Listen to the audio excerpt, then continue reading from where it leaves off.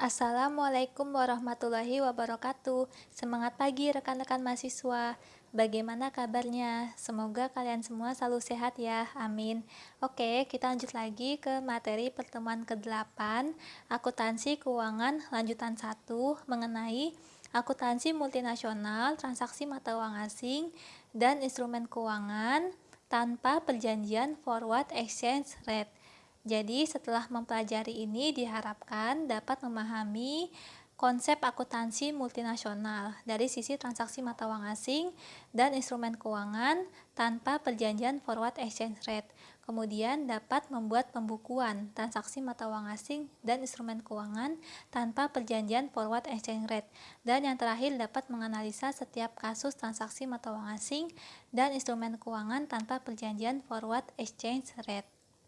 Jadi, banyak perusahaan besar dan kecil yang telah mengikuti pasar internasional untuk kegiatan jual beli produk dan jasa. Materi ini membahas permasalahan akuntansi yang berhubungan dengan perusahaan yang beroperasional secara internasional. Perusahaan dapat mengalami risiko mata uang asing ketika melakukan transaksi dalam mata uang asing. Sebagai contoh, jika perusahaan Indonesia membeli mesin secara kredit dari produsen di Swiss, maka perusahaan Swiss mengharuskan pembayaran dalam franc Swiss. Ini menunjukkan perusahaan Indonesia harus menggunakan penjual mata uang asing atau bank untuk menukarkan rupiah ke franc Swiss dalam rangka membayar mesin yang dibeli. Selama proses tersebut, perusahaan Indonesia dapat mengalami keuntungan atau kerugian kurs dari fluktuasi nilai rupiah terhadap franc Swiss. Multinasional enterprise melakukan transaksi dalam berbagai mata uang sebagai dampak atas aktivitas ekspor dan impor. Ada sekitar 150 jenis mata uang di seluruh dunia, tetapi sebagian besar perdagangan dilakukan dalam 6 mata uang utama, yaitu dolar Amerika Serikat, pound sterling Inggris, dolar Kanada, euro, yen Jepang, dan franc Swiss. Para akuntan harus dapat mencatat dan melaporkan yang melibatkan pertukaran rupiah dan mata uang asing, karena laporan keuangan dari semua perusahaan Indonesia menggunakan rupiah. Maka transaksi dalam mata uang lain harus disajikan kembali dengan setara rupiah sebelum dicatat dalam pembukuan dan dilaporkan dalam laporan keuangan perusahaan tersebut. Proses penyajian kembali transaksi mata uang asing menjadi setara nilai rupiah disebut sebagai penjabaran atau translasi. PSAK 10 Revisi 2019 menjelaskan bahwa transaksi mata uang asing yang digunakan sebagai pedoman akuntansi transaksi piutang dan utang usaha yang dinyatakan dalam mata uang asing yang membutuhkan pembayaran atau penerimaan mata uang asing. Kemudian PSAK 55 Revisi 2019 menjelaskan bahwa akuntansi untuk instrumen derivatif dan lindung nilai digunakan sebagai pedoman akuntansi untuk instrumen keuangan yang dikategorikan sebagai derivatif untuk tujuan lindung nilai. Kemudian nilai tukar atau kurs, yaitu hubungan nilai di antara satu satuan mata uang asing ke satuan mata uang lokal, atau dalam negeri yaitu nisbah atau rasio antara satu unit mata uang dengan jumlah mata uang lain yang setara dengan mata uang tersebut pada waktu tertentu. Kurs atau nilai tukar dapat dihitung secara langsung dan tidak langsung, yaitu yang pertama ada kurs langsung, artinya banyaknya unit mata uang lokal yang dibutuhkan untuk memperoleh satu unit mata uang asing. Contohnya, jika dengan sebesar 13.500 maka dapat diperoleh 1 US dollar. Ini artinya kurs langsung dari rupiah terhadap US dollar adalah sebesar 13.500 rupiah. Kemudian kurs tidak langsung, artinya banyaknya unit mata uang asing yang dibutuhkan untuk memperoleh 1 unit mata uang lokal. Contohnya, jika dengan 1 dolar dapat diperoleh sebesar 13.500 rupiah, maka kurs tidak langsung dari US dollar terhadap rupiah yaitu sebesar 0,000074074 dolar. Kemudian di PSAK 10 Revisi 2019 juga menggunakan kurs tunai dan kurs saat ini untuk mengukur operasional luar negeri. Kurs tunai artinya kurs yang digunakan dalam penyerahan segera mata uang, dan kurs kini artinya kurs tunai pada tanggal laporan posisi keuangan entitas. Selanjutnya ada kurs forward exchange rate, tetapi kurs forward exchange rate ini kita pelajari nanti di pertemuan ke-9. Jadi apa Artinya kurs forward exchange rate yaitu kurs untuk mempertukarkan mata uang dari negara yang berbeda dengan menggunakan kurs tertentu pada tanggal tertentu di masa mendatang. Disebut juga kurs kontrak pertukaran berjangka. Terdapat pasar pedagang kontrak pertukaran berjangka khusus yang aktif untuk perusahaan yang menerima atau mengeluarkan mata uang utama internasional. Keuntungan dari pasar forward ini adalah setara rupiah dari penerimaan atau pengeluaran masa depan unit mata uang asing yang ditetapkan pada saat kontrak tersebut dibuat. Mata uang negara dengan komoditas lain dan kursnya berubah karena sejumlah faktor ekonomi yang mempengaruhi permintaan dan penawaran terhadap mata uang tersebut. Faktor lain yang menyebabkan fluktuasi kurs adalah neraca pembayaran, perubahan suku bunga, tingkat investasi negara, stabilitas, dan proses tata kelola. Transaksi mata uang asing yaitu aktivitas ekonomi yang dinyatakan dalam mata uang selain dari mata uang pencatatan entitas, meliputi yang pertama, pembelian atau penjualan barang atau jasa berupa impor atau ekspor yang harganya dinyatakan dalam mata uang asing. Yang kedua, utang atau piutang, pinjaman dalam mata uang asing. Yang ketiga, pembelian atau penjualan unit mata uang asing. Yang keempat, pembelian atau penjualan dalam perjanjian forward exchange rate. Untuk tujuan laporan keuangan, maka transaksi mata uang asing harus ditranslasikan dalam mata uang pelaporan yang digunakan perusahaan.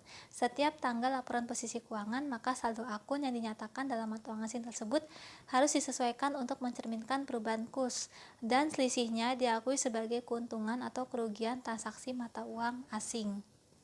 Utang dan piutang terjadi dari transaksi dalam mata uang asing dengan entitas luar negeri yang harus diukur dan dinyatakan dalam mata uang asing dan dicatat oleh entitas dalam mata uang yang digunakan untuk pencatatan akuntansinya. Kurs yang relevan bagi penyelesaian transaksi dalam mata uang asing adalah kurs tunai pada tanggal penyelesaian. Berikut pencatatan akuntansi yang dibutuhkan untuk transaksi ekspor dan impor dalam mata uang asing, yaitu yang pertama tanggal transaksi, yaitu mencatat transaksi pembelian atau penjualan pada nilai setara dolar Amerika Serikat menggunakan kurs langsung tunai pada tanggal tersebut. Yang kedua tanggal neraca, yaitu menyesuaikan utang atau piutang menjadi nilai setara rupiah pada akhir periode menggunakan kurs langsung saat ini. Mengakui keuntungan atau kerugian sebagai akibat perubahan kurs antara tanggal transaksi dan neraca.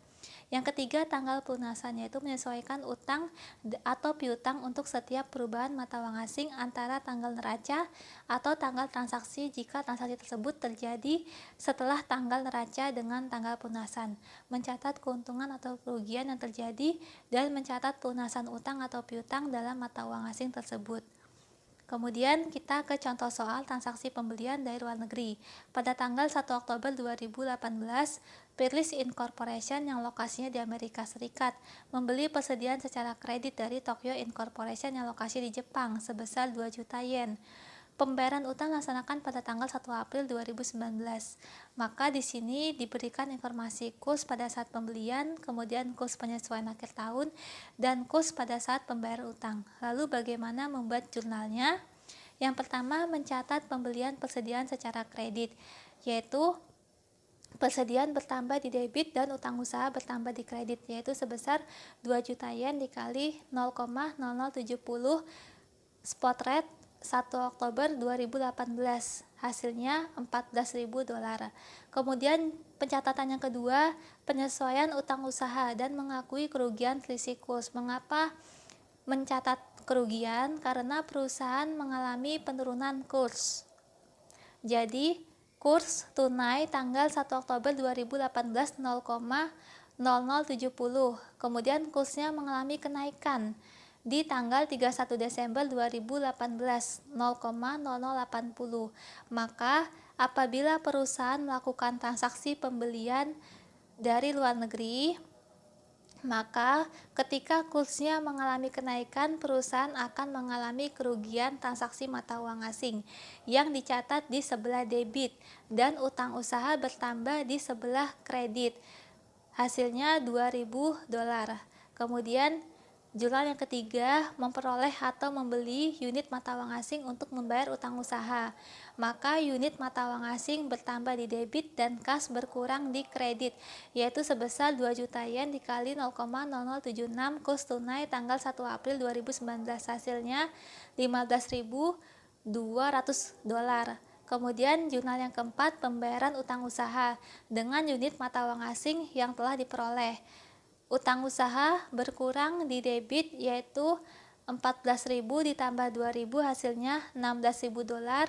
Kemudian unit mata uang asing berkurang di kredit $15.200 dan sisanya keuntungan transaksi mata uang asing di kredit sebesar $800 karena kursnya mengalami penurunan.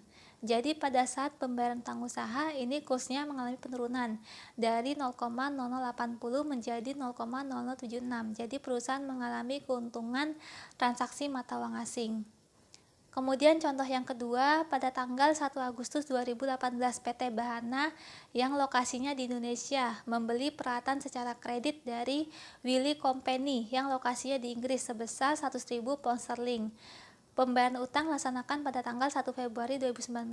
Kemudian diberikan informasi kurs pada saat pembelian, kurs penyesuaian akhir tahun, dan kurs pembayaran utang. Lalu bagaimana jurnalnya?